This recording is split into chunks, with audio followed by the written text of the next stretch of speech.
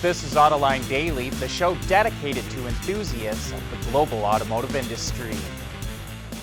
Governments around the world are moving forward with plans to ban the sales of cars with internal combustion engines, but Porsche is doing what it can to save them. It just broke ground on a new plant in Chile that will produce synthetic fuel. The low-carbon fuel is made from hydrogen and CO2 that is captured from the atmosphere, which produces methanol that is then converted into fuel for vehicles. It reduces CO2 emissions by up to 85%. Porsche will use it in race cars starting next year, and afterwards, it will be available in Europe at ExxonMobil stations.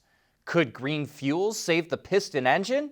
Maybe, but it's going to take massive investments from the oil industry, and it's going to be much more expensive than today's gasoline.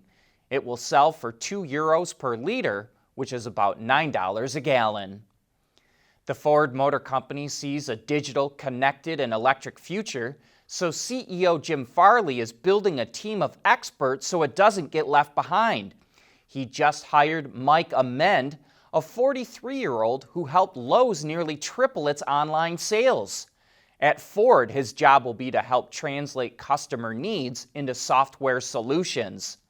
Like Doug Field, who was just hired away from Apple, Amend will report directly to Jim Farley and will work closely with Hau Tai-Tang, the company's chief product platform and operations officer. It's not every day you see a traditional automaker look for top talent outside the industry and actually get them. Tesla has come up with a clever solution to New Mexico's ban of selling vehicles directly to customers without going through a dealership. The company partnered with a native tribe and opened a store and service center on tribal land just north of Santa Fe. This is an interesting way to get around the direct sales ban, but as Electric points out, it will only work for tribal lands that are close to big cities. And in other Tesla news, the company just received a patent for laser beam windshield wipers. Yeah, you heard that right. Tesla describes the technology as, quote, pulsed laser beams cleaning off debris on glass articles in vehicles and photovoltaic assemblies. That suggests it could also be used for solar panels. Who knows if this will ever end up on a production vehicle, but it's a pretty wild idea, which is kind of something that we've come to expect from Tesla.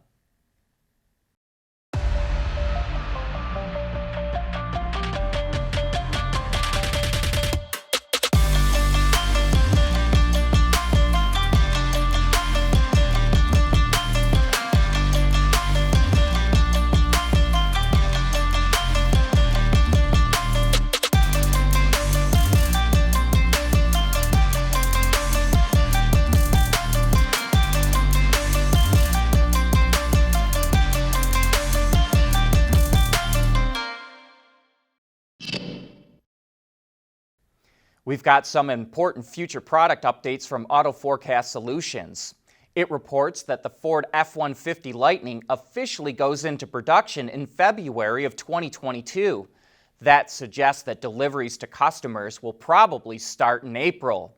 Then in 2026, Ford is coming out with a fully electric version of the Expedition and Lincoln Navigator SUVs.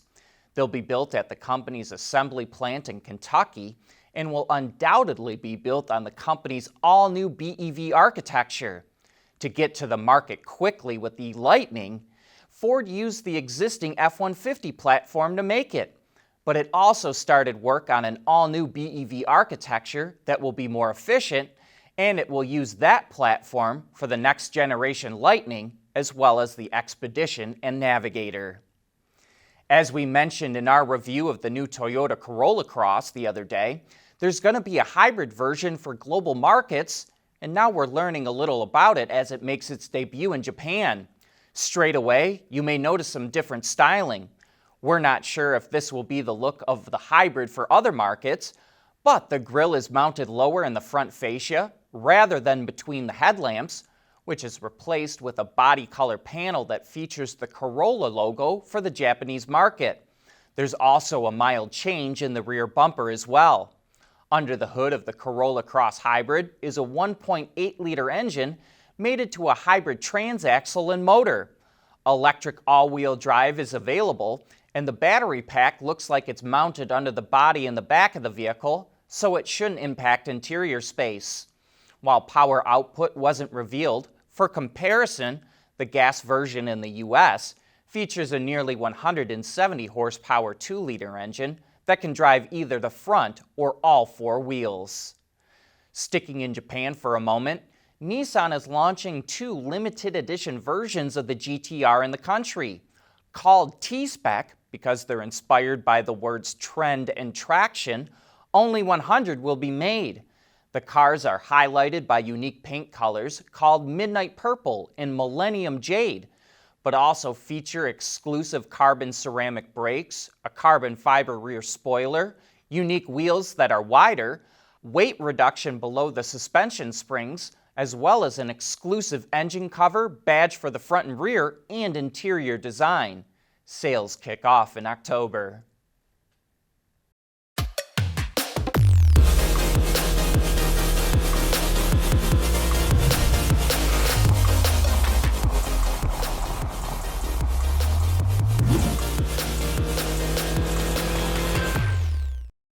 We want to know what drives your testing. OTA, connected car, diagnostics, remote testing. Intrepid Control Systems is here to help you work from anywhere. Intrepid Control Systems, driven by your data.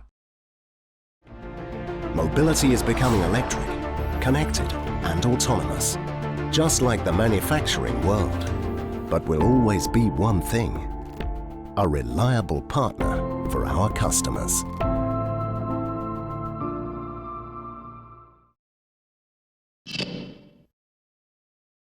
The Jaguar F-Pace SVR is a beast. When you push the start button, the engine doesn't turn on as much as this beast snarls to life with a roar.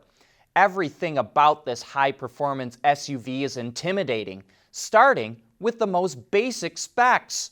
A supercharged 5-liter V8 with 550 horsepower and 516 pound-feet of torque, all funneled through the all-wheel drive system.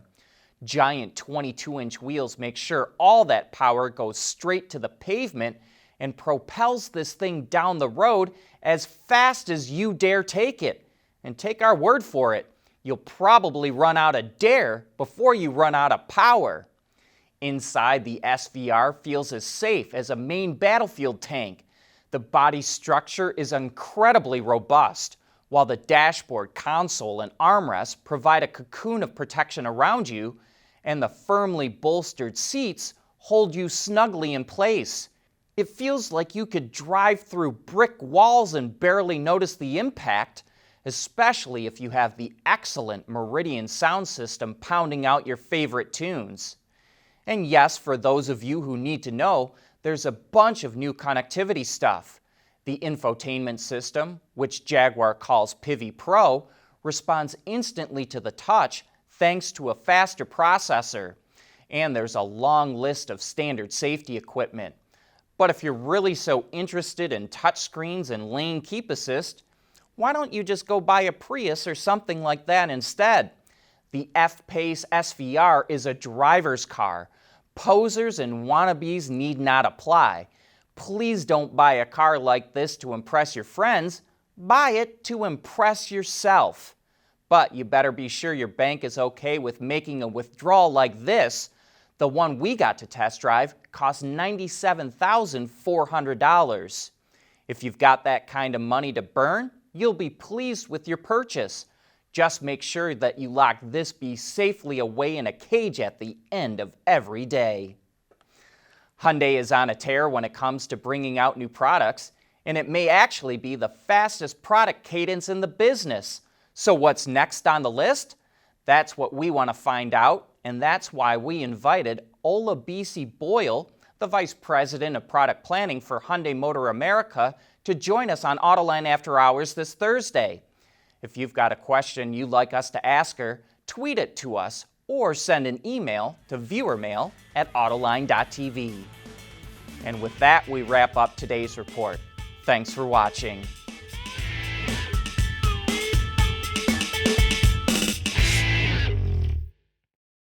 Autoline Daily is brought to you by Bridgestone, solutions for your journey. Intrepid Control Systems, over-the-air engineering, boost your game.